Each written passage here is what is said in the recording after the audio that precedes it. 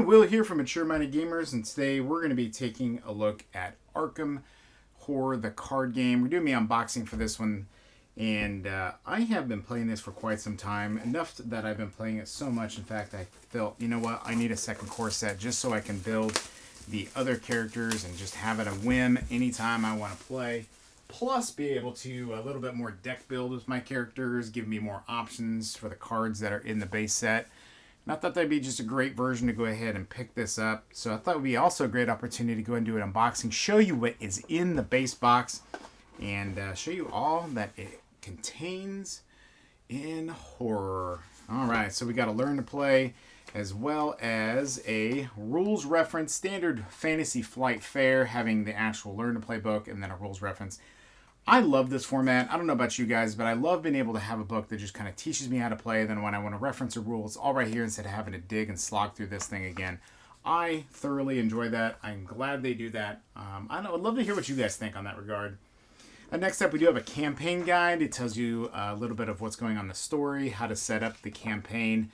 It goes through each of the missions themselves. It also has the options of what's going to happen depending on what you do in the game. Because, you know, even if you quote-unquote lose in this, the story still continues.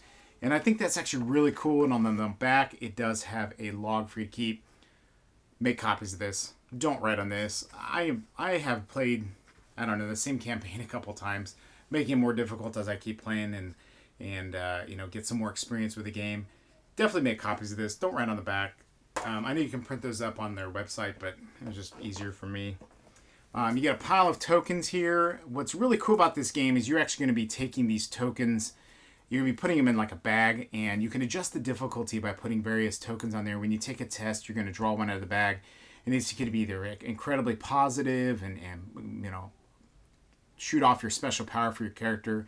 It can give you bonuses to your quote-unquote die roll, or even detriments to your stats. You get some resource tokens here, health and sanity tokens, and then also clue tokens, which on the back you've got the doom symbol as well. So these are kind of like double use, because on this side it's the clue, and then on that side it's the doom for the various tracks you're going to be using. Inside the box, you're going to be getting several different heroes. There's actually 5 heroes, but at any given time you can actually only build 2. You know, that's, I think, one thing that when Marvel Champions came out that everybody was really excited about is it was a 1 to 4 player game, and the fact that you could actually play 4 players out of the box. This one, you know, you can only build 2 characters at any one time, and there's only certain sets that you can build, but specifically this is a 1 to 2 player game. You know, it does say it plays in a 1 to 2 hours. Yeah, that's about right, possibly for the whole campaign. I don't think we ever took 2 hours to finish the campaign of this box. Maybe close, or each one. We were able to play the whole campaign pretty quickly. But what's really cool about it, you've got these 5 different adventurers or agents or whatever, and you build your character depending on the deck building options on the back. And there's starter sets or starter recommendations for how you build your character for each one, and they each have a special ability.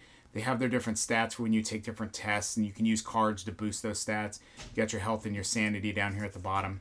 You notice they're in 5 different colors, because each of the colors actually kind of represents how the characters, what cards they use, as well as their basic like traits and everything. Really cool mechanism. I do like that. You know, I was kind of like, oh, I don't know, an actual like deck building LCG.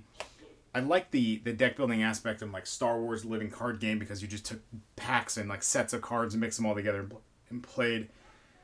So I was a little off-put and worried about this one, but you know what? It's not as bad as it seems, because you're really going to be focusing on your sets.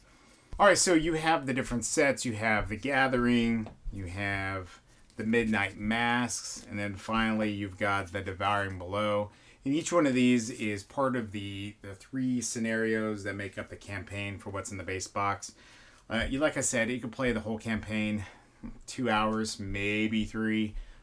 You know, if you're kind of a slower player, but you know, the longest part of this game is actually sorting all the cards, because each of the creatures has different sets that they belong to, and organizing these sometimes is a little bit of a slog. The nice thing that they have done for this particular set, if you notice, here's a little number, and that tells you what number it is as of that set. So like this one's the 5 out of 7. So that means there's seven different cards in that particular set, but they're not all creatures. Sometimes they're treachery cards, or sometimes they are, the creatures themselves, enemies. But, whatever does particularly happen to you, it's going to be completely random because you're going to take several of these sets and mix them together for your Mythos deck.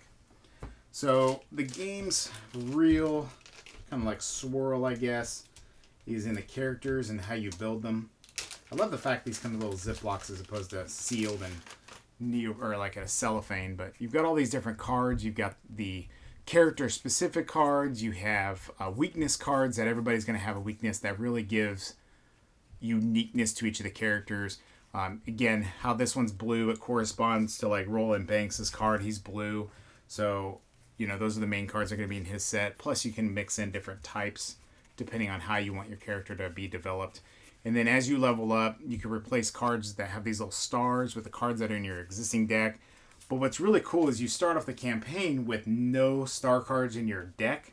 And as you play the campaign, you're going to gain experience points from doing different things, revealing different locations, defeating different things. Location cards are really cool because they have story on them. But then when you go into the room, they're going to have links to different locations so you know where you can travel to.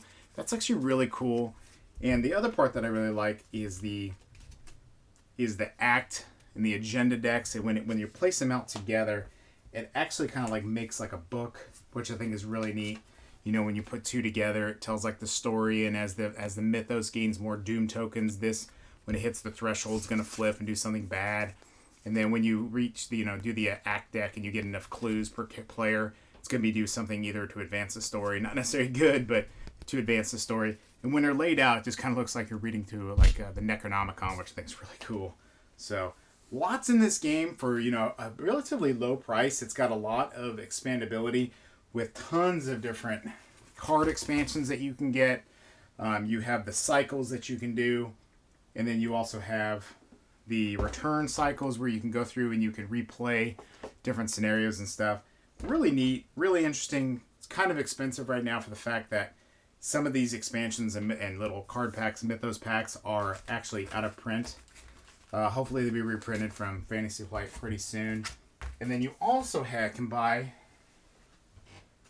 some one-off packs, like these scenario packs that just have like a condensed campaign in this little pack, which is really cool because then you're not really be playing the same ones. And for $20, you got a story.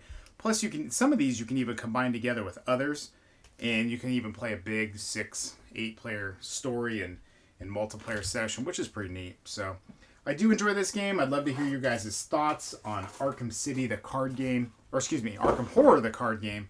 One of my favorite deck building game LCGs that is out there. I think my absolute favorite is still Netrunner, but that's long gone. So, all right, everybody, this has been Will from Mature Minded Gamers. Be sure to check out all of our other great content on maturemindedgamers.com. So until next time, everyone, stay safe.